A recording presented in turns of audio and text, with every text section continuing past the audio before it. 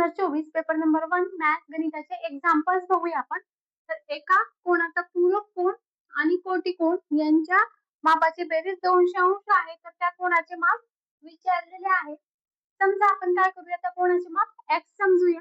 ठीक आहे. समजा कोणाचे माप x अंश आहे. ठीक आहे. आता आधी आपण कोटिकोण आणि पूरक कोण कोणाचा काढून घेऊया. तर कोणाचा कोटिकोण म्हणजे काय असतो, तर ज्या दोन कोणाच्या मापांची बेरीज 90 अंश असते त्याला आपण कोणाचा कोटिकोण असं म्हणतो. ठीक आहे. ज्या दोन कोणाच्या, आता समजा 30 अंशाचा जर कोण असेल तर असा कोणता कोण आहे त्याचा कोटिकोण म्हणजे की त्याची 30 आणि त्या कोणाची बेरीज 90 यावी, तर तो आहे 60 अंशाचा. तसंच आपल्या या कोणाचा कोटिकोण आपण काढूया. आपल्या कोणाचे माप आहे x अंश, तर आपल्या कोणाचा कोटिकोण काय आहे, इथे बघा मी कसं काढलं, 90 वजा 30 करून काढले,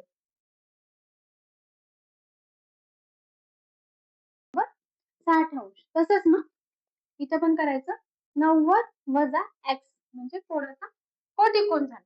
आता तसंच कोणाचा पूरक कोण म्हणजेच किती, तर ज्या दोन कोणाच्या मापाची बेरीज 180 अंश येते त्याला आपण कोणाचा पूरक कोण असं म्हणतो. आता समजा 30 अंशाचा कोण असेल तर त्या कोणाचा पूरक कोण कसा काढायचा, तर तो काय करायचं, 180 वजा 30 करायचं, किती येतं 150 येतं. ठीक आहे. म्हणजे कोणाचा पूरक कोण काढण्यासाठी आपण काय करावं लागेल, 180 वजा x करायला लागेल. ठीक आहे. मग आता आपल्याला कोणाचा कोटिकोण मिळाला, पूरक कोण मिळाला. आता त्यांनी काय सांगितलेलं आहे, कोटिकोण अधिक पूरक कोण यांच्या मापाची बेरीज 200 अंश आहे. आपल्याकडे कोटिकोण आहे, पूरक कोण आहे, आपण या दोघांची बेरीज करूया. मग आता कोटिकोण आपला किती आहे, 90 वजा 1 आणि पूरक कोण किती आहे 180 वजा 1, यांची बेरीज आहे 200. आता हे आपण सोडूया. ठीक आहे. आता इथं वजा x आणि वजा x यांची बेरीज किती होती बघा, तर वजा x अधिक वजा x, तर दोन्ही पण वजा आहे, त्यांची बेरीज होते आणि त्याला वजा चिन्ह लागतं, वजा 2x यांची बेरीज होती. ठीक आहे. आणि 90 आणि 180 यांची बेरीज किती होते, 270 अंश होते. या दोघांची बेरीज करूया, 90 आणि 180, 270 वजा 2x बरोबर 200. ठीक आहे. आता हे 270 आपण त्या साईडला नेऊया समीकरणाच्या, वजा 2x बरोबर तिकडे जाऊन हे वजा होईल, 200 वजा 270. आता इथं 270 मधून 200 वजा करायचं, पण चिन्ह त्या वजा बाकीला वजा चिन्ह लागेल, कारण 270 ही संख्या मोठी आहे त्यामुळं इथं 70 पण हे वजा 70 आहे. ठीक आहे. हे अधिक आणि हे वजा असल्यामुळे यांची वजा की वजा 70. आता वजा 2x बरोबर वजा 70. आता समीकरणाच्या दोन्ही पण साईडला जर वजा चिन्ह असेल तर ते वजा चिन्ह निघून जात असतं. ठीक आहे. मग आता इथे बघा काय आहे, फक्त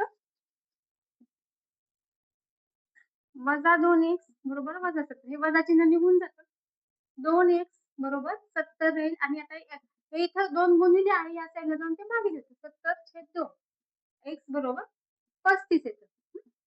जर भागलं म्हणजे आपल्या कोणाचे माप 35 अंश आहे. ठीक आहे. पर्याय क्रमांक 1 आहे.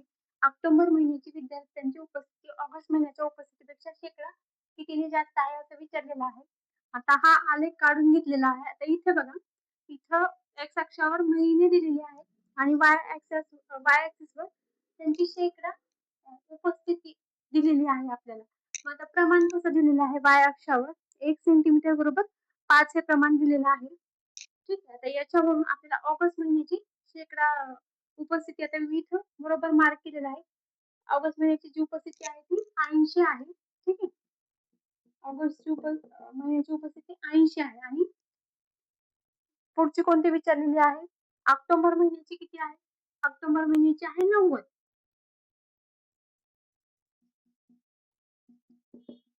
तर दोन्ही मधला फरक किती आहे तो आधी काढूया. फरक 10 आहे. आता त्यांनी शेकडा विचारलेला आहे. शेकडा कधी पण जर प्रमाण विचारलं तर काय करायचं, फरक भागिले कोणत्या महिन्याचं विचारलेलं आहे, फरक 10 आहे भागिले आपल्याला ऑक्टोबर महिन्याची विद्यार्थी संख्या ऑगस्ट महिन्यापेक्षा विचारलेलं आहे, म्हणून ऑगस्ट महिन्याची तर विद्यार्थी संख्या घ्यायची 80 घ्यायची. ठीक आहे, गुणिले 100 शेकडा काढायचं म्हणून 100 ने आपण भागतो आणि हा त्यांच्या दोघांतला फरक. तर करूया आपण 100 भागिले 8, 8 एक 8 आणि 2 उरतं, 8 दोन्ही 16, 4 उरतं, 12.5 येतं. ठीक आहे, तर 12.5 चा पर्याय नाहीये, पण 12.1/2 0.5 म्हणजेच 1/2 असतं. ठीक आहे, म्हणजे तिथं 12.1/2 हे आपलं उत्तर येईल, पर्याय क्रमांक 3. ठीक आहे, पुढचा प्रश्न आहे, किती महिन्यात विद्यार्थ्यांची शेकडा उपस्थिती 5 महिन्यातील शेकडा सरासरी उपस्थितीपेक्षा कमी आहे असं विचारलेलं आहे. तर आता पूर्ण आधी आपल्याला सगळ्या महिन्याची सरासरी उपस्थिती काढावी लागेल. सरासरी शेकडा उपस्थिती काढायची म्हणजे सगळ्यांची बेरीज करायची आणि किती महिन्यात त्याला भागायचं, 1 2 3 4 5 5 महिन्यांनी त्याला भागूया. तर आधी आपण सरासरी उपस्थिती काढूया. सरासरी उपस्थिती काढण्यासाठी सगळ्या उपस्थितींची बेरीज करून घेऊया.